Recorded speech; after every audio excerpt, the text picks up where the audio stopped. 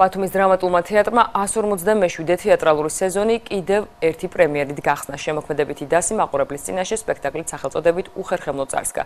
იგი გაგა გოშაძის რეჟისორობით დაიდგა და მასში ბათუმელი მსახიობები მონაწილეობდნენ.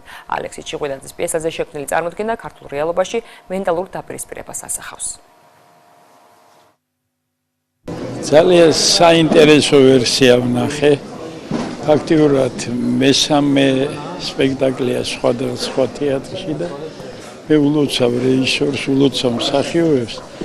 ძალიან საინტერესო ინტერპრეტაცია, კარგი ხედვა და ყოველ მხრივ ძალიან ძნელია ესეთ პირველი ემოცია, მაგრამ ყოველ მხრივ კმაყოფილი ვარ.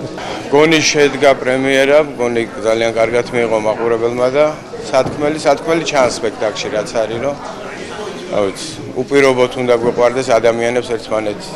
ჩემი პერსონაჟი არის დანიელი, გარდაცვლილის მეგობარი, ანუ უფრო მეტი ვიდრე მეგობარი.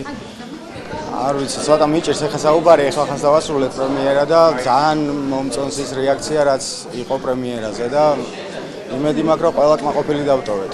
თემა რა თქმა უნდა მძიმე იყო და აქტუალური თემა, ეს არახალი თემაა და ჩვენ წარმოვადგინეთ ჩვენი ვერსია, ჩვენი რაღაცა ჩანაფიქრი გადავეცით მაყურებელს და ყოველ შემთხვევაში რაღაცა კონკრეტული პასუხები არ გაგვიცია არაფრისთვის.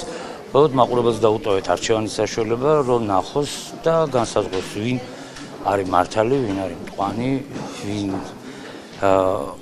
ფიქრობს, რომ რაღაცა ტოლერანტობა, რომელიც დღეს ჩვენ საზოგადოებას აკლია, რაღაცა მე მგონი საჭიროა ყველა სიტუაციაში.